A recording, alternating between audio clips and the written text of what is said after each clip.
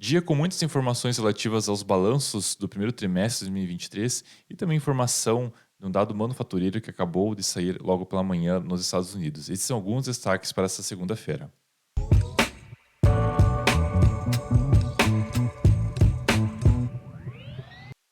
Bom dia a todos, sejam bem-vindos a mais um vídeo na Valorama, 10 minutos de economia. Hoje, segunda-feira, dia 15 de maio. Meu nome é Jader Giacomelli, especialista em investimentos aqui na casa. Vamos dar início então, ao nosso programa e ver tudo aquilo que está movimentando os mercados no dia de hoje. Pois bem, vamos lá então. Hoje um dia que tem muitos grandes destaques. Segunda-feira começando de forma um pouco mais tranquila. Queria só por gentileza. Ali, obrigado. Vamos ver então, mundo afora, o que está acontecendo nos mercados. Na Europa, nós vemos que os mercados estão de forma. Alguns mercados campo negativo, outros campo positivo, sem grandes surpresas.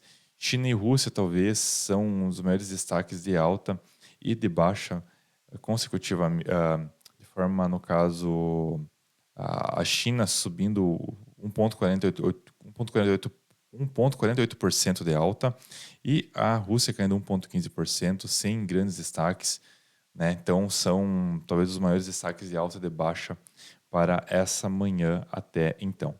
Quanto ao nosso monômetro, nosso índice do medo e da ganância, está em 58, esse patamar ainda é ganancioso, e o nosso VIX está subindo 3% a casa de 17, né? Uma leve oscilação, leve volatilidade, sem grandes surpresas. E o nosso dólar, que inclusive semana passada, quinta e sexta-feira, acabaram subindo bastante, acabaram subindo de forma bastante significativa, hoje está em leve queda. Apesar dos pesares, né, de algumas incertezas vindo do país, no caso dos Estados Unidos, o índice ainda se mantém um tanto resiliente. Caiu muito, mas ainda vem demonstrando resiliência.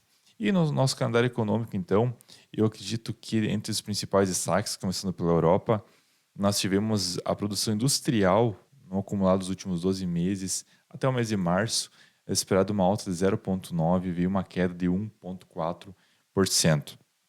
Resultado que não é nada positivo, ainda demonstra fraqueza na indústria europeia. E nos Estados Unidos, com certeza, um dos destaques que inclusive acabou assustando foi esse índice, né, o manufatureiro New York Empire State, que é baseado numa pesquisa realizada com 200 executivos das empresas, no caso das indústrias norte-americanas, localizadas nos Estados Unidos, no estado de Nova York, né? Porque tem a cidade e o estado de Nova York. E aqui, entre todas as perguntas que são realizadas, né, de todos os indicadores, aqui comenta sobre as novas ordens, a previsão, a expectativa deles para os próximos meses, e veio bastante negativo. Era esperado uma queda de 3,65 e veio uma queda de 31,8. E esse é o menor número que nós vemos desde fevereiro. Claro, tivemos em janeiro o número de 32,9 negativo e de agosto também patamar bastante parecido. Então, realmente não é um dado muito positivo para os americanos. E claro que é um dado com uma relevância um pouco menor, mas entre os destaques hoje que nós percebemos, essa é a informação. Então, aqui já dando uma rápida corrida para a semana, no dia da manhã nós teremos no Reino Unido divulgações relacionadas ao mercado de trabalho. Seguido na zona do euro, teremos a divulgação, uma prévia do PIB, no caso, como uma prévia, uma estimativa, não é um dado oficial ainda, quanto ao crescimento do PIB de lá, seguido também de outro sentimento econômico, o ZEW, também que é bastante, no caso, utilizado, bastante conceitual, tanto na zona do euro quanto na Alemanha. Também teremos nos Estados Unidos a venda no varejo, na variação mensal e anualizada, né? E mais alguns destaques, inclusive nós listamos aqui no final, que teremos a divulgação de alguns membros do Fed, vão acabar ao longo da semana fazendo algumas falas, né, para a imprensa e para todo o mercado. Pode sim trazer alguma oscilação aos mercados, dependendo do que algum desses membros falar, o que o mercado vai entender segundo a comunicação deles. Então vamos ter menos na quarta-feira, ao longo da semana nós teremos dois membros na sexta-feira, sendo o Powell um deles. Teremos hoje o Khashoggi, que também é bem crítico quanto a alguns pontos ao Fed. Ele tem uma linha um pouco mais dura. Teremos amanhã também, amanhã e quinta-feira, amanhã no caso 2 pessoas e na quinta-feira uma, tá? Bom, então aqui nós vemos que amanhã esses são os destaques. Teremos então já na quarta-feira, também teremos algumas informações relativas à inflação oficial na zona do euro, relativa a abril. Com certeza esse vai ser um dos destaques do dia. Permissão também de construção de novas residências nos Estados Unidos. Vendas no varejo aqui no Brasil também vai ser um dos destaques. Isso para quarta-feira. Na quinta-feira nós teremos os pedidos contínuos iniciais de seguro-desemprego nos Estados Unidos. Então uma semana um pouco mais tranquila, mas com informações que vão de alguma forma ou outra poder trazer volatilidade e oscilações ao mercado. E quando nós falamos já dos Estados Unidos, então, nós listamos algumas informações aqui. Essa semana ainda será a semana de balanços. Nós teremos no dia de hoje 2 empresas brasileiras, inclusive, que são listadas no mercado de lá, né, que é a Azul, empresa aérea, e a Nubank. Então, empresas que farão sua divulgação relativas ao primeiro TRI. Aqui tem outras informações vindas dos Estados Unidos, né, de que os mercados estão relativamente calmos. Eles caíram um pouco perante todas as incertezas relativas ao risco de calote norte-americano. Inclusive, outra reportagem aqui que fala de que esse déficit orçamentário pode chegar a 1,5 trilhão e meio de dólares, né? É muita coisa, é bastante coisa. Então, o Joe Biden, presidente norte-americano, juntamente com alguns líderes do Congresso, estão tentando chegar num acordo para ver o que vão fazer. Claro que os democratas querem aumentar esse teto, né, já que eles estão no comando, e os republicanos, que é a oposição, querem fazer com que o governo diminua seus gastos e que não seja aumentado. Vai ter muita negociação, tem um jogo de interesse por detrás disso daqui, com certeza. Então, ainda, como nós já estamos falando desde a semana passada e continuamos falando nessa, vai ter muito pano para manga, vai ter muitas informações relativas a essa informação aí. Então, nós também, nos Estados Unidos, esses são os principais destaques que nós listamos.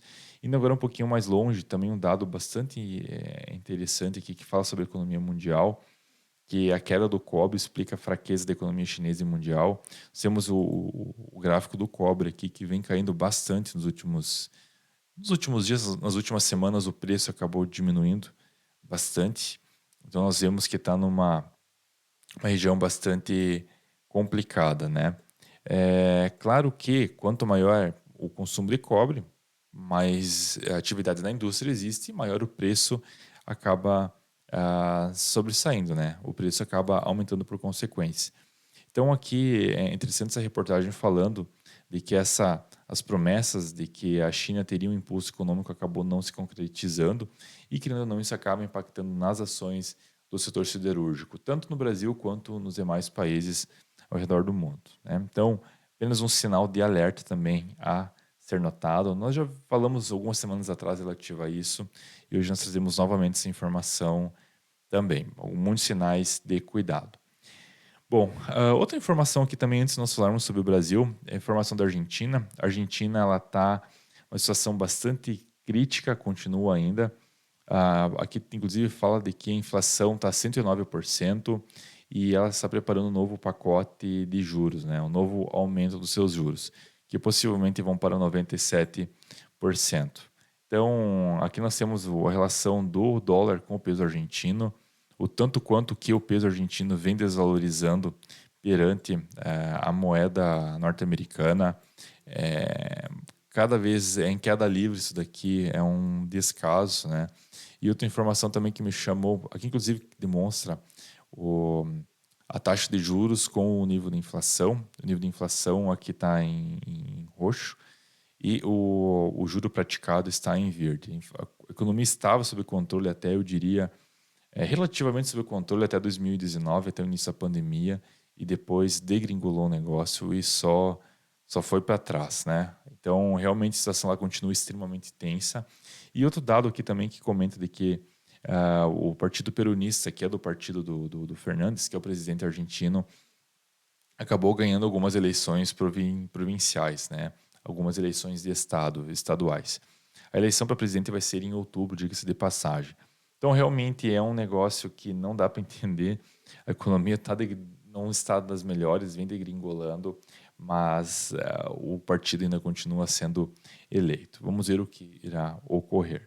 Bom, como nós não estamos falando de política, o nosso negócio que é falar de economia e investimentos, apenas fazendo esse adendo que às vezes a política tem alguma relação econômica e vale a pena ser frisada.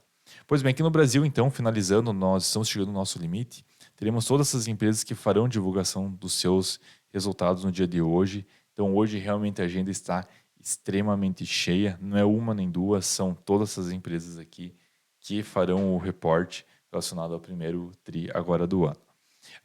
Então, aqui nós temos também algumas outras informações relativas, né? Que a Raizen acabou reportando um lucro agora na sexta-feira. Então, bastante positivo o dado para ela. Tivemos também a Paranapanema, que acabou reportando um prejuízo no primeiro TRI. Tivemos a PGDR, que também acabou reportando um prejuízo. E a Petrobras, outra informação a informação dela, no caso, os dados serão divulgados, né? Ou melhor, eu acho que inclusive já foram divulgados, né, na semana passada. Ela acabou, inclusive, se reunindo para discutir internamente a alteração nas suas políticas de preço de gasolina. Acho que vale prestar atenção bastante nessa informação aqui. Vamos ver o que a Petrobras, o que o governo irá decidir sobre essa manutenção dos preços dos combustíveis, que, querendo ou não, impacta todo mundo direta e indiretamente. Bom, saindo daqui então, vamos dar um rápido tiro no mercado brasileiro. Entre os destaques aqui nós temos a Azul caindo quase 10%, seguido de Raiz caindo 6%, CVC e Vibra juntamente com o BBSI. Esses são, com CVC, perdão. Então esses são os principais destaques de queda até o momento. E no campo positivo nós temos os Minas, Dexco, Susb, Vale e Klabin. O minério performando de forma um pouco mais positiva hoje, uma outra empresa relacionada a commodities também. E aqui no campo, então, aqui no Ibov, temos o dólar caindo 0,05%, caindo 4,94%, e o Ibov está caindo 0,03%, próximo da estabilidade a 108 mil pontos. Tá bom, pessoal? Então, esses foram os principais destaques do dia. Agradecemos a atenção. Você que está conosco, não se esqueça de dar o joinha no vídeo e principalmente se subscrever na nossa página. Agradecemos a atenção, desejamos a todos uma excelente segunda-feira, uma excelente semana com excelentes negócios. Até mais.